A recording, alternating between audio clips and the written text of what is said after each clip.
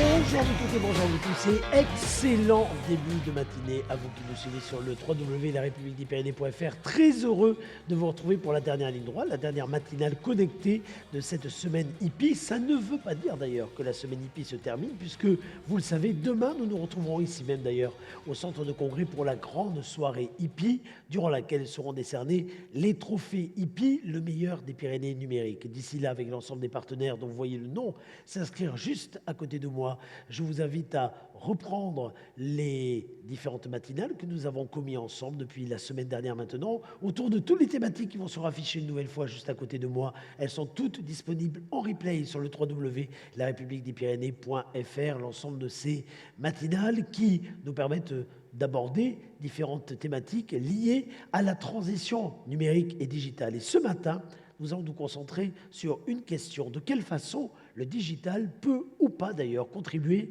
à une meilleure relation avec des citoyens lorsqu'on est une collectivité territoriale et non la moindre, la communauté d'agglomération Pont-Béarn-Pyrénées. C'est la question que nous avons posée il y a quelques jours à François Bayrou, le président de l'agglomération, qui a répondu dans les colonnes de La République et de l'Éclair, mais c'est la question que nous avons posée également à Thierry Courcy, qui est le directeur du service informatique de la DSI. Alors, je ne sais pas si on dit d'ailleurs maintenant direction du service informatique de l'agglomération Pont-Béarn-Pyrénées. Merci à vous, mon cher Thierry, d'être là. Désolé de vous accompagner comme depuis une semaine, maintenant ça n'a pas bougé, comme depuis une semaine avec cette voix aussi éraillée. Mais nous allons parler, cela dit, d'une véritable question qui nous concerne tous, nous qui habitons sur l'agglomération.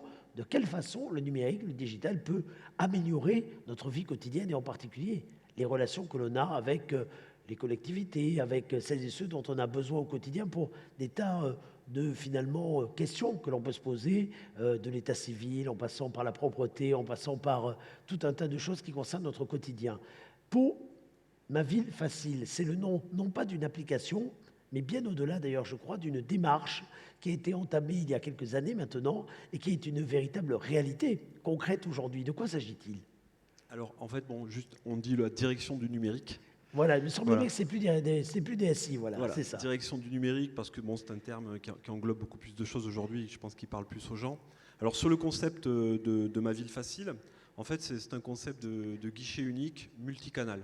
Multicanal parce que on va retrouver ça, on y tient beaucoup les canaux historiques, guichet physique, le téléphone, le courrier, éventuellement le mail, même si ça tend à disparaître. Mais ça ne remplace pas, ça n'élimine pas, ça vient en complément. Oui, voilà. Et donc, finalement, on vient rajouter un canal qui est l'évolution naturelle de la société, qui est un canal digital, alors qui prend chez nous deux formes, le canal digital, un format web traditionnel qu'on peut retrouver donc sur le pot.fr. Donc, sur le pot.fr, il y a une brique Mes démarches. Ouais. Donc, lorsqu'on clique sur cette brique Mes démarches, on va aller sur un portail dédié de téléservices en ligne. On va retrouver une panoplie de services. On y retrouve d'ailleurs les services de alerte voirie, que vous pouvez aussi adresser par téléphone. Donc ceux qui préfèrent le téléphone, ils font le 0800 0864. Et ceux qui préfèrent le canal web, à ce moment-là, ils peuvent aller sur le pot.fr. Et puis depuis quasiment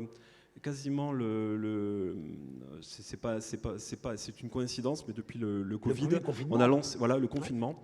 On a lancé également en parallèle une application, alors qui s'appelle Ma Ville Facile, et qui finalement s'adresse à tous les possesseurs de smartphones, plus précisément, notamment en mobilité.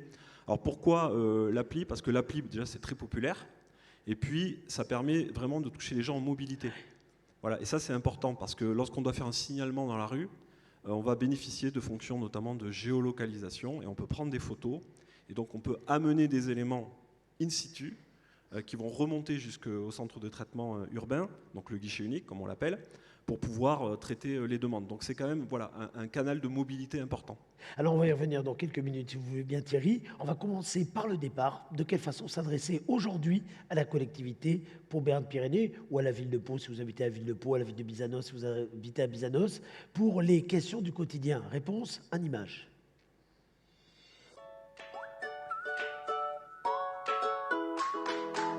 Vous avez besoin de contacter la mairie pour par exemple un acte de naissance, un certificat de vie, une inscription scolaire, signaler un problème sur l'espace public ou une autre demande d'information. Les services municipaux sont répartis dans la ville et vous ne savez pas précisément où aller ni qui contacter. Désormais, Ma Ville Facile, c'est 3 façons de vous simplifier la vie. Vous pouvez effectuer des démarches en ligne en téléchargeant l'application mobile gratuite Ma Ville Facile. Vous accédez à toute heure aux services délivrés par votre mairie et vous recevez vos notifications pratiques et vos alertes. Vous pouvez aussi utiliser l'espace Démarches en ligne sur pau.fr pour accéder aux services dématérialisés proposés par la mairie.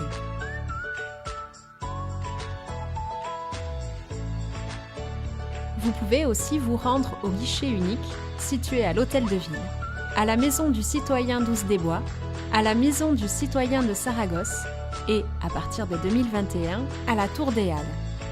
Des chargés d'accueil vous renseignent, vous orientent, assurent en direct certains services et peuvent vous accompagner dans vos démarches en ligne. Oui, c'est ça, mon cher Thierry. C'est un guichet unique, mais c'est plusieurs portes d'entrée. À ne pas confondre avec l'ancienne image qu'on pouvait avoir d'une seule porte d'entrée physique pour tout un tas de services qui étaient répartis en ville. C'est important de se dire que cette disponibilité, parce qu'on voit bien aujourd'hui que la disponibilité, il faut qu'elle soit temporelle, elle ne correspond pas forcément à la disponibilité géographique. Et donc le téléphone, le mail, vous le disiez, l'application, ça permet de garder ce lien de proximité. Oui, tout à fait. Et puis, c'est une relation au temps qui évolue, puisque si vous voulez, l'appli ou la plateforme web, on peut faire une demande le week-end, la nuit, à n'importe quelle heure du jour ou de la soirée, parce que les gens ne sont pas forcément aussi disponibles sur les heures classiques. Donc, c'est une facilité d'accès. C'est aussi une relation un petit peu... Enfin, le digital, c'est synonyme d'accélération. Donc, c'est aussi des réponses, c'est un suivi de la demande. C'est-à-dire que lorsque vous faites une demande, vous êtes notifié, on vous dit voilà, votre demande est prise en compte. Lorsque votre demande est traitée, on vous répond, votre demande est traitée. Donc il y a une notion aussi de traçabilité dans la demande, ce qui est important, les gens sont demandeurs par rapport à ça. Donc le numérique, finalement, c'est une autre relation aussi au temps dans la relation et aussi par la facilité d'usage. C'est important ce que vous dites, parce que d'aucuns pourraient craindre qu'au travers de ce genre d'outils, on supprime, ou en tout cas on disloque au contraire la relation directe, que finalement on ne s'adresse qu'à de l'intelligence artificielle, à des robots, là derrière les demandes, il y a bien des agents capables de les traiter. Tout à fait. Quand on a fait de sa marque de territoire Pau Capitale Humaine, vous comprenez bien que la relation humaine, c'est fondamental dans nos relations. Donc finalement, le numérique, c'est vu comme un canal de plus dans la relation, mais il y a toujours des gens derrière qui traitent. D'ailleurs, le multicanal, l'idée, c'est qu'on peut faire une demande par différents canaux, mais on arrive bien sur un seul point de traitement, et derrière, il y a une organisation qui fait que finalement, on va avoir une seule façon de traiter. Mais d'ailleurs, dans le cadre des demandes en ligne, certains agents municipaux ou de l'agglo peuvent être amenés à rappeler les usagers pour avoir justement des compléments d'information par rapport à leurs demandes. Donc il y a bien cette relation qui est là. Et puis il faut bien le préciser, chaque usager n'est pas tout à fait égal à son voisin dans sa capacité à maîtriser les outils, où chaque demande ne nécessite pas le même traitement humain. Certaines choses peuvent se faire de façon très automatique, là où pour d'autres il faut du conseil, du renseignement et autres. Au travers de ce type d'application, on va à l'essentiel. Oui, tout à fait, parce que, comme je dis, se présenter dans un lieu physique, c'est aussi du temps, ça consomme du temps, donc ça permet de faire des choses plus facilement, ça permet de préciser aussi des demandes, de structurer aussi des données, parce que finalement, on va classifier la demande et on va orienter aussi un petit peu l'usager dans sa façon de demander les choses. Oui, et puis de temps en temps, parce qu'on est chez soi, on a accès à tel ou tel formulaire, tel ou tel document, que lorsqu'on était devant le guichet, que soudain on nous disait « mais vous n'avez pas la pièce justificative de domicile ou autre », on était tout bête. Là, tout ça peut se faire à distance. Tout à fait, tout ça peut se faire à distance, puisque effectivement on a tout ça chez soi. Mais il y a des réflexions, je voudrais apporter une précision sur ce point, puisque de plus en plus on réfléchit à des outils de coffre-fort numérique. Donc ça, c'est des choses qu'on va probablement amener progressivement, puisque vous l'avez vu, cette appli, forcément, enfin, ce guichet numérique, il est en devenir et il se développe à la fois à travers le catalogue de services, des services qu'on propose, mais également dans le moteur technologique qui est derrière. Et donc l'idée, c'est de proposer justement aussi des coffres-forts numériques qui permettent de stocker ces documents, ce qui fait qu'on n'a pas à chaque fois à les redemander. On va pouvoir stocker un certain nombre de documents que l'administration redemande tout le temps, et ça évite d'avoir à réfléchir, on les trouve, on les a. Alors ça, c'est parmi les évolutions, mais regardez déjà aujourd'hui de quelle façon vous pouvez vous adresser à la ville ou à l'agglomération. Regardez.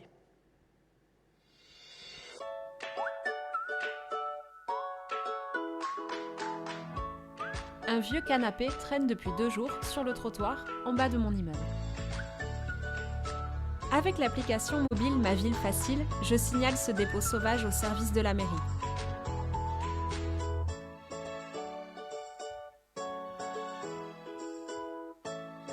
Je prends une photo, j'indique l'adresse, je renseigne mes coordonnées et j'envoie.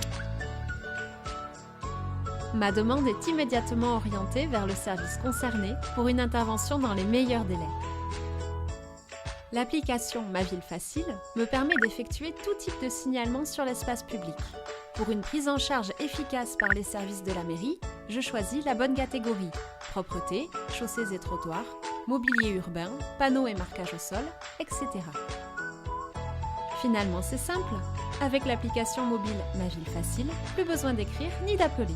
Je reçois par mail un suivi du traitement de ma demande.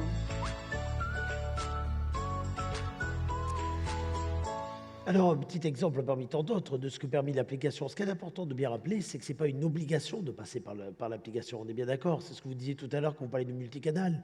On n'est pas là pour obliger les gens à faire de telle ou telle façon. On est là pour permettre un choix plus large, finalement. C'est une solution de confort. En fait, chacun, en fonction de sa vie, de ses appétences, de sa facilité avec le digital, va pouvoir choisir finalement le canal par lequel il veut entrer. Il ne faut pas oublier qu'une partie de la population en situation quand même de fracture numérique, on estime que c'est 12% à peu près de la population, enfin entre 10 et 15%, ça dépend des territoires. Donc il est important de ne pas oublier aussi les gens qui sont en difficulté avec le digital. Donc on a aussi des gens qui sont formés dans les guichets physiques pour les accompagner aussi sur des démarches, parce qu'il y a aujourd'hui des démarches qui malheureusement, à certains endroits, ne passent que par le digital. Donc il faut être aussi capable d'accompagner ces gens-là. Donc on développe aussi ces services au niveau des maisons du citoyen, où on va accompagner ces personnes en difficulté. Donc c'est important de le dire, mais c'est le rôle aussi des collectivités d'accompagner sur ces questions d'inclusion. Si j'étais taquin, je dirais que l'image des collectivités, c'est un peu, vous savez, c'est des 12 travaux d'Astérix. On se dit toujours que si on a une demande, on n'a pas le bon formulaire, il faut redescendre, remonter, etc., etc. On ne trouve jamais la bonne personne. Est-ce qu'au travers de ce type d'outils, et au travers de ce type de structuration, parce que l'outil c'est une chose, mais il y a tout ce qu'il y a derrière, on améliore véritablement cette traçabilité, cette relation avec le citoyen, et quelque part, la capacité à répondre, quelle que soit la réponse d'ailleurs. Une bonne réponse n'est pas toujours oui, mais la capacité à donner une réponse en tout cas. Je vais reprendre un terme. On a beaucoup parlé à une époque, en son temps, du choc de simplification. Oui, tout à fait. En fait, ce qu'attendent les usagers, finalement, c'est quelque chose de simple pour eux. Moi, je fais souvent le parallèle avec des plateformes en ligne. Ce qui peut paraître très simple quand on clique sur un bouton, est très complexe derrière en termes organisationnels ou technologiques. Mais ça, pour l'utilisateur final, finalement, il n'a pas à s'en soucier. Donc c'est un peu cette logique. On veut lui simplifier la vie par un point d'entrée unique. Donc c'est le multicanal, c'est le point d'entrée unique. Où que je rentre, ma demande, elle va être traitée pareil. Et après, derrière, effectivement, c'est la simplification pour contacter les services de la ville ou de l'agglomération, parce que finalement, je crois que c'est assez bien montré dans le film. Aujourd'hui, c'est tiens, pour tel service, il faut que j'aille là, pour tel service, il faut que j'aille là, absolument. Pour tel service, il faut que j'aille là. Donc là, l'idée, c'est je demande un endroit, et quelle que soit la demande que je fais, derrière, ça va être organisé pour me répondre. Voilà, c'est ça. Le choc de simplification, il est là en fait. Thierry Courset, de quelle façon on fait évoluer ce genre d'application, d'outils, je ne parle pas que de l'appli d'ailleurs, site, etc., etc. Bref, est-ce qu'on arrive aujourd'hui à avoir un peu d'anticipation sur les besoins futurs ou comment cette application pourrait encore évoluer demain? Oui, tout à fait. Alors, comment elle évolue? Alors déjà, elle évolue en termes d'ergonomie. Elle évolue en termes de catalogue de services. Expliquer le nombre de téléservices que nous allons proposer, il augmente. C'est-à-dire qu'on va avoir de plus en plus de possibilités de traitement de démarches en ligne, qu'on soit un particulier ou un professionnel d'ailleurs, puisqu'on s'adresse aussi beaucoup aux professionnels. On a un certain nombre de services aujourd'hui qui s'adressent aux professionnels. Donc, on va avoir un catalogue de services qui va augmenter. On va avoir plus de sécurité aussi, parce que je ne sais pas si vous l'avez vu, mais ces derniers temps, la sécurité informatique... J'allais y venir tout à l'heure, j'allais y venir sur ce dernier point, oui, tout à fait. On va donc, parce que derrière, il y a des logiques de compte, d'identification, probablement de paiement aussi, parce que qui dit à un moment consommation de services publics, parfois il y a des services payants, donc il faut amener aussi des solutions de paiement. C'est aussi, je parlais du coffre-fort numérique, qui est une fonctionnalité vers laquelle on évolue, ce qu'on appelle dans le jargon les back-office.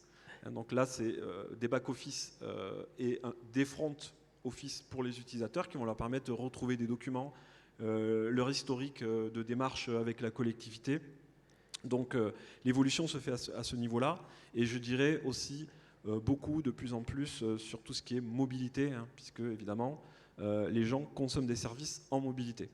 Alors justement, avant de vous poser des questions concernant la sécurité, tout ce qui peut y avoir comme quelque part ou fantasme ou questions légitimes hein, sur la confidentialité, la sécurisation hein, des données, regardons de façon très pratique comment aujourd'hui télécharger cette application Ma Ville Facile. Allons-y.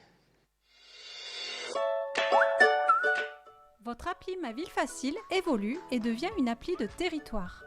Elle s'enrichit des services proposés par les communes de la communauté d'agglomération Pau Béarn Pyrénées qui adhèrent au schéma de mutualisation. Comment personnaliser votre appli pour ne garder que la ou les communes qui vous intéressent? Je clique sur le bouton Choisir mes communes favorites. Je désactive la commune que je ne souhaite pas conserver en cliquant sur celle-ci.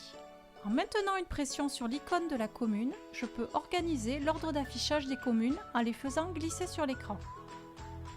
Je n'oublie pas de valider mon choix. Je clique sur le bouton Valider en haut à gauche de l'écran. Comment paramétrer vos notifications? Cette évolution majeure nécessite de paramétrer à nouveau vos notifications. Je clique en haut à gauche sur le menu, puis je choisis Configuration des notifications. Je peux choisir de recevoir les notifications de plusieurs communes et pour chacune d'elles seulement les catégories qui m'intéressent.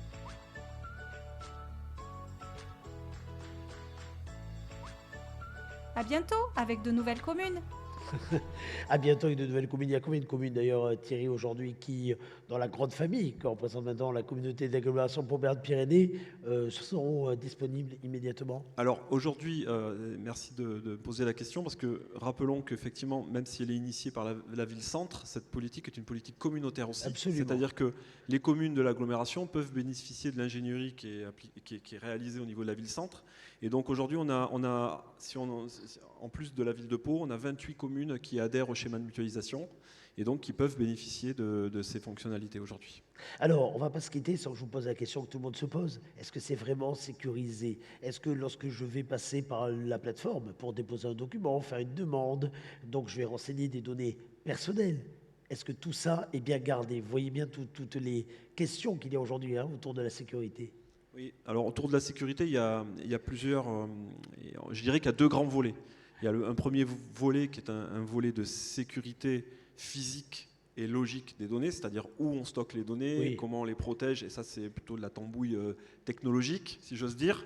Et donc là on s'appuie sur un prestataire donc, qui héberge chez Levrault, qui est un des principaux éditeurs de logiciels français, donc qui héberge ça en mode SaaS, donc sur le territoire français. Puis un deuxième volet qui est le règlement général pour la protection des données personnelles, où on garantit effectivement, notamment à travers des notions légales, le fait que le traitement des données personnelles ne va pas au-delà du besoin des usages et de la durée d'utilité de conservation nécessaire. Voilà, donc tout ça, c'est des process bien cadrés chez nous, c'est-à-dire qu'à chaque fois qu'une démarche est mise en ligne, ça passe par les fourches codines du délégué à la protection des données qui valide le fait qu'on ne collecte pas plus de données que ce qu'on a besoin pour initier le traitement. Ça me paraît très clair. Maintenant, Thierry Courcet, est-ce qu'on peut se dire, je vais vous donner 2-3 exemples, vous allez me dire, mais ça c'est déjà sur l'appli, ça c'est pas sur l'appli, etc. On en a vu, mais payer sa cantine, payer la piscine, payer une place à l'orchestre de Pau, ou pour voir la semaine dernière, il y avait les Idées Belles Le Monde au Palais Bourbon, aller assister aux Idées Belles Le Monde. C'est dans la philosophie de Pour ma ville facile ou pas forcément? Oui, l'idée c'est de développer une gamme de services de plus en plus riche, donc j'en parlais avec du paiement à terme et des fonctionnalités, mais pas au détriment de la sécurité. C'est-à-dire qu'on veut amener ça dans des conditions saines, pérennes et technologiquement fiables pour nos usagers, avec notamment des logiques de compte informatique bien protégées, pourquoi pas des mécanismes de double authentification, comme on peut l'avoir dès qu'on a des systèmes bancaires ou d'achat en ligne. Donc nous, on veut amener aussi ces fonctionnalités de façon à protéger les données et les transactions de l'usager. Donc on est en train de travailler au développement de tout ça. Payer son stationnement dans un souterrain ou en surface? Oui, alors ça on pourra l'imaginer. On peut déjà le faire. On peut déjà le faire avec une autre appli. À travers une appli effectivement partenaire, d'accord. Dans l'idée, on fera passer un maximum de transactions à travers Ma Ville Facile, parce que plus on a d'applis, plus c'est compliqué pour les gens. Donc l'idée, on va quand même essayer de rester sur cette logique du point d'entrée unique, mais des fois on a des applis effectivement partenaires, notamment Flowbird, sur les paiements. Sur les paiements des anciennement Wash, qui est devenu Flowbird, et sur le paiement des parkings, effectivement. C'est mon meilleur ami. Dernière question, mais qui n'est pas neutre. C'est aujourd'hui compatible d'avoir ce genre de politique avec les enjeux liés à la consommation énergétique, la protection, on va dire, d'une façon générale, liée à la consommation et autres? On va parler de bilan carbone, en fait. Il est évident que On a entendu les ambitions de François Bayrou à ce sujet, 2040. 2040, c'est demain. Oui, tout à fait. En réalité, toute action qu'on fait a une empreinte carbone. L'idée, c'est que l'empreinte numérique génère plus de bénéfices que de déficits. C'est-à-dire peut-être qu'on va pouvoir faire un certain nombre de démarches qui auraient nécessité de prendre la voiture ou pas. Mais aujourd'hui, évidemment, on s'est lancé sur cette trajectoire de la neutralité carbone. Le numérique fera partie d'ailleurs des éléments importants. Nous, on a des réflexions sur notre consommation énergétique sur les data centers. On porte ces réflexions aujourd'hui. On a une politique d'impression très ambitieuse, puisqu'on essaye à chaque fois dans nos démarches liées au digital d'intégrer maintenant des critères liés à la neutralité carbone. Merci en tout cas d'avoir fait le point sur Ma Ville Facile, d'avoir clôturé ainsi avec nous ces matinales. Alors la semaine connectée de l'agglomération paloise n'est pas à sa fin, ne touche pas à sa fin, puisque ce soir je vous retrouverai ici même pour le Startup Challenge produit par Idiopark. Et puis demain, on se retrouvera pour notre rendez-vous en compagnie de Catherine Barma. D'abord, nous évoquerons toutes les révolutions numériques et puis également la révolution liée au travail. Et puis, nous nous retrouverons pour la remise de trophée IPI, le meilleur des Pyrénées numériques. La ville de Pau et l'agglomération d'ailleurs parrainent également un trophée. Donc pour connaître le palmarès complet et surtout découvrir des actions innovantes, une capacité à réinventer notre quotidien, je vous donne rendez-vous sur le site de la République des Pyrénées, www.larepubliquedespyrénées.fr, dans la rubrique IPI. Merci et bonne journée à vous.